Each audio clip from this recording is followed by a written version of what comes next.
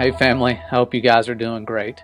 This video is going to be entertaining for a change. One of those things that shows you exactly what's going on, and sometimes, yes, there are coincidences, but it's hard to say that everything here is a coincidence. And I'm going to talk about something we haven't covered since about a year ago when we looked into the insane predictive programming from back in the 1800s. It's obvious there's a plan in motion and that the powers that shouldn't be are all working together cohesively. Even though on the news it looks like everyone's enemies and hates each other, there is definitely something going on, and it's strange. And for those of you who have never seen this before, I'll break it down real quick. There's a book from the 1800s called Baron Trump's Marvelous Underground Journey, and it's about time travel. And of course, the Baron Trump in the book looks a lot like Baron Trump, President Trump's son. And so you have a lot of people going, oh my gosh, time travel and all of that.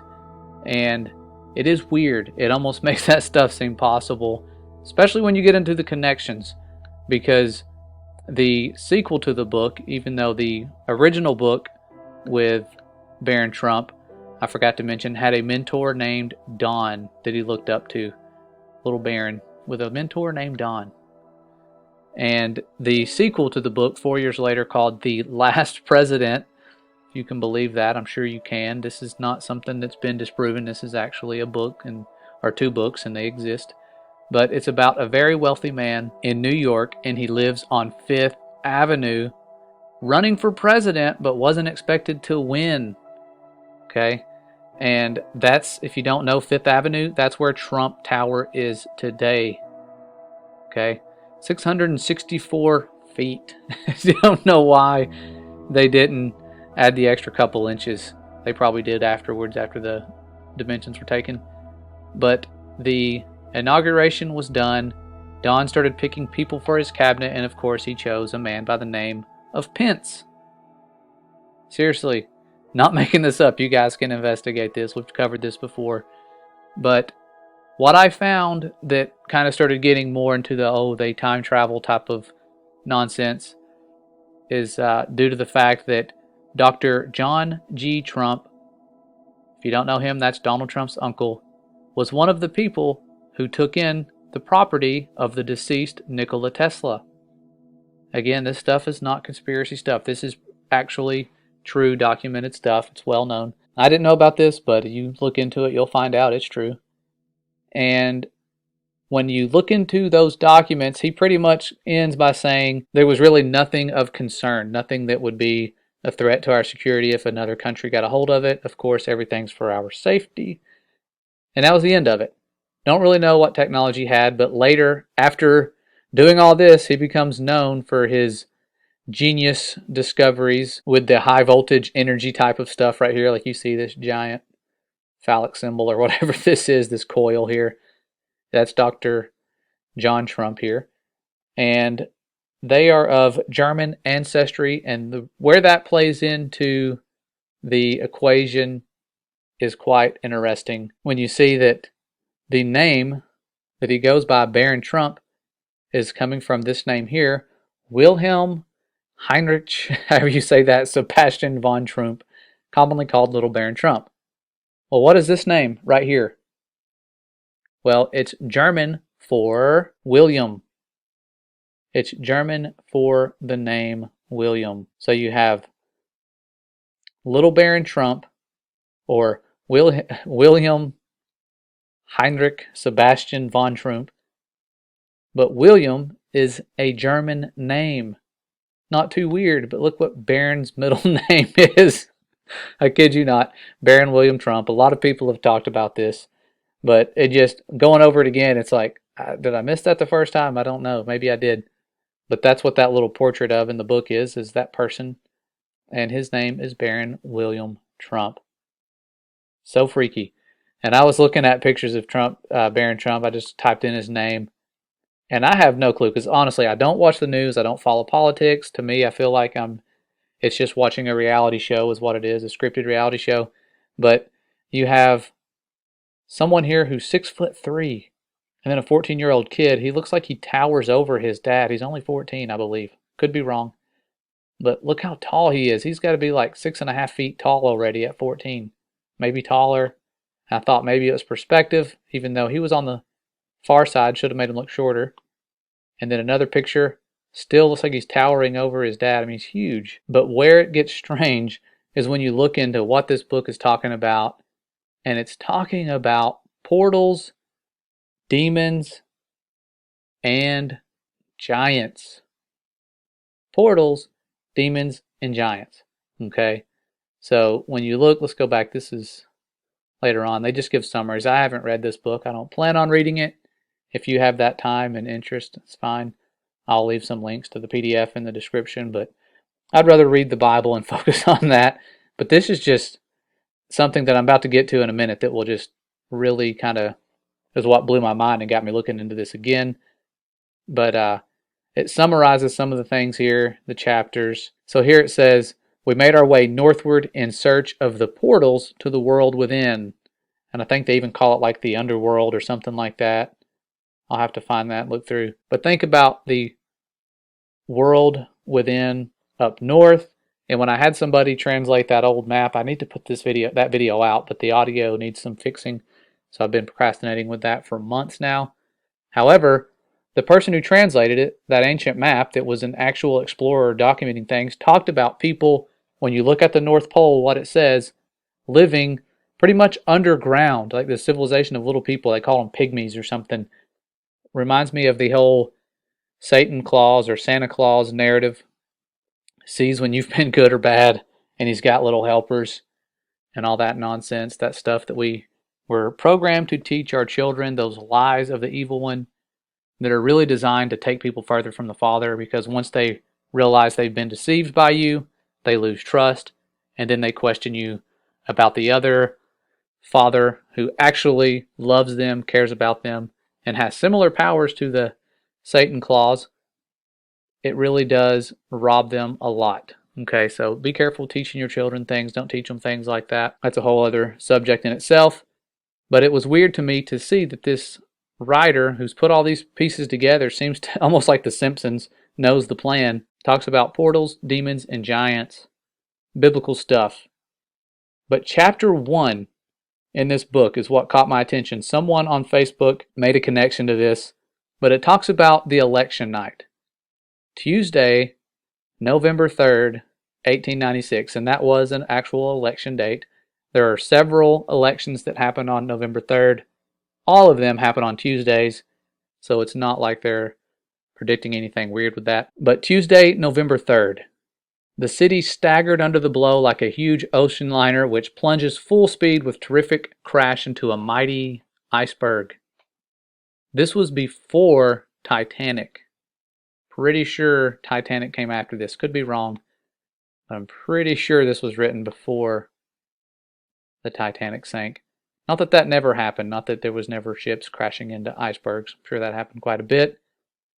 But it gets weird. The president was elected, and this was before the election this book was written, I think. So it was all like theoretical of what was going to happen. Now, people became in an uproar, rushed out of their houses and all that. Let's scroll down and see where it gets interesting. It says, in less than half an hour, mounted policemen dashed through the streets calling out, keep within your houses, close your doors, aka quarantine yourselves and barricade them. So yelling out, stay inside. The entire east side is in a state of uproar. Mobs of vast sizes are organizing under the lead of anarchists, there's Antifa, and socialists, and threaten to plunder and despoil the houses of the rich who have wronged and oppressed them for so many years. All that oppression. Keep within doors. Extinguish all lights. So that whole mobs of anarchists going on Taco Tuesday, November 3rd, Election Day. You guys have seen Lego Movie. I might put that little clip up there at the end. It's kind of funny that it talks about never, just ignore the sun being blacked out, follow orders, or we'll have you put to sleep. It's one of those little scenes that they put in that cartoon that my wife said, it's funny that the election is happening on Tuesday, Taco Tuesday, kind of like in the movie. But that was really weird. But that's not where it stops. When you read on a couple pages later, it talks about Fifth Avenue. Remember, Fifth Avenue, Trump Tower. The Fifth Avenue Hotel will be the first to feel the fury of the mob. What? Would the troops be in time to save it? If this happens on election day, come back to this video and be like, what's going on? That'd be interesting. The hotel on Fifth Avenue, Trump Tower, Fifth Avenue. What is Trump Tower used for? Let's look it up. Well, strangely enough, when you research it, you find out that it has condominiums on 39 of the floors above the office floors. So not really considered a hotel, but in a sense, it's like a hotel. Condominiums, almost the same thing. Back then, I don't know if they called them condominiums in the late 1800s, but I found that intriguing that the Fifth Avenue Hotel would be the first place to feel the fury of the mob. Don't know about you guys. I just feel like we're living in this scripted reality. Some people are falling for it. Some people are awake to it. Seems that more people are waking up to it. But man, it's hard to wake some of them up from their deep sleep, no matter how many coincidences we have. But I talked about the spiritual warfare of this. I want to get into that.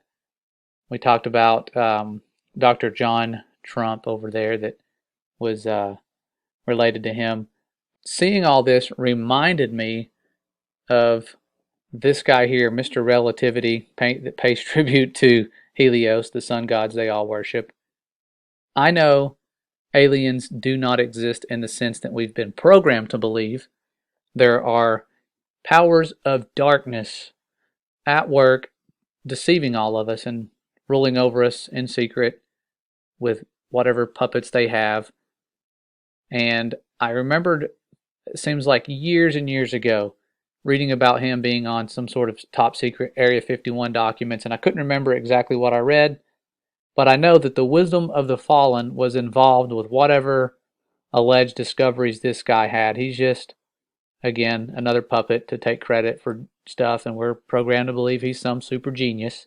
But when I was looking into that document, I found something that I can't verify for real that it's authentic. It kind of has that look like the declassified NASA documents from around the same time period, as well as like those Russian documents and stuff that speak of the firmament. But it's supposed to be from him and a man by the name of Oppenheimer, talking about the relationships with inhabitants of celestial bodies. I always thought it was celestial. And it talks about that, but it gets weird, really weird. It says here, I'll just read some of it. Relationships with the extraterrestrial men presents no basically new problem from the standpoint of international law, but the possibility of confronting intelligent beings, and this is not talking about aliens, this is talking about demons. You can replace this word with demons. But the possibility of confronting intelligent beings, demons, whose solution it is difficult to conceive. In principle, there is no difficulty in accepting the possibility of coming to an understanding with them and of establishing all kinds of relationships, which they've already done that. The difficulty lies in trying to establish the principles in which these relationships should be based. In the first place, it would be necessary to establish communication with them through some language or other, and afterwards, as a first condition for all intelligence, that they should have a psychology similar to that of men. At any rate, international law should make place for a new law on a different basis. And it might be called the N followed by the W and then that O. You guys know what I'm talking about. I don't want the Wikipedia thing to put anything under my video, but international law should make place for a new law on a different basis. This was before the Antarctic Treaty and the UN taking over and making all of what we have now, and why we're all so in sync. Now we're realizing that that NW followed by the O was actually going on not something that would be happening in the future. It was already going on. We just didn't know it yet. We figured it out now. Now it's too late, and the whole world's doing the same thing at the same time. And we're like, oh, wait a minute. It was already in place. So it says here, and it might be called Law Among Planetary Peoples, following the guidelines found in the word here that I couldn't remember what it was or really how to pronounce it, but I've seen it before. The Pentateuch, however you say it, Pentateuch. I was like, what is that? And I asked my wife. Of course, she is far smarter than I am, and she reminded me it talks about the 5 books of Moses. Why would it talk about the 5 books of Moses in one of these documents talking about aliens? Because they're not aliens.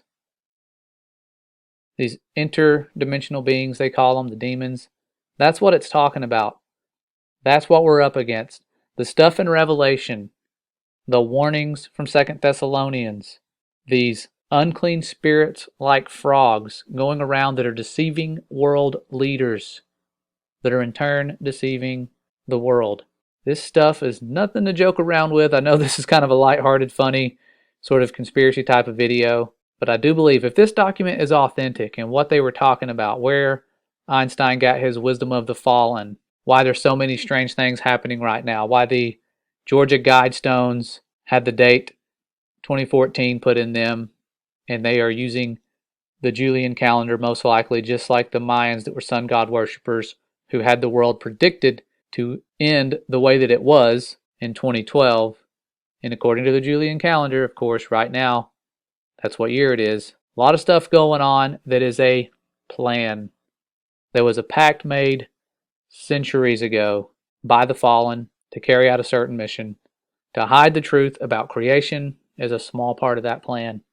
They did it really well. They've devoted all sorts of money to it because money is not important to them. I would like to look into what this says now. I'm kind of curious. But just be careful. Understand this is not about time travel. The whole alien deception probably will happen, looking into all this stuff and what they've been pushing. But there's going to be some crazy stuff happening before that does. You can guarantee it. And the election day, probably going to be weird. I don't know what's going to happen. We have our meetup planned for right after that time. If they were to close everything down and all that, have to have it at my house. Unless they start shutting down borders, then it'll be limited to just people from over here in this state. Hope that doesn't happen. I look forward to meeting so many of you guys. But interesting stuff. The connections are just so crazy. I had to look into this even further. And when I do, it gets the wheels turning and you start looking at other things. And I had to stop. I was like, I know I could keep finding more stuff, and I probably will after I make this video. But the 6 pages where they talked about the 5 books of Moses right here, it just, to me, there's no way this is a coincidence. This could be a fabricated document. Again, when I looked for the debunked stuff, I couldn't find anything that said, oh yeah, somebody made this in their basement or whatever. So I don't know. I'm not claiming this is authentic. It could be one of those things where people are laughing like, oh my gosh, this is ridiculous. It's been debunked.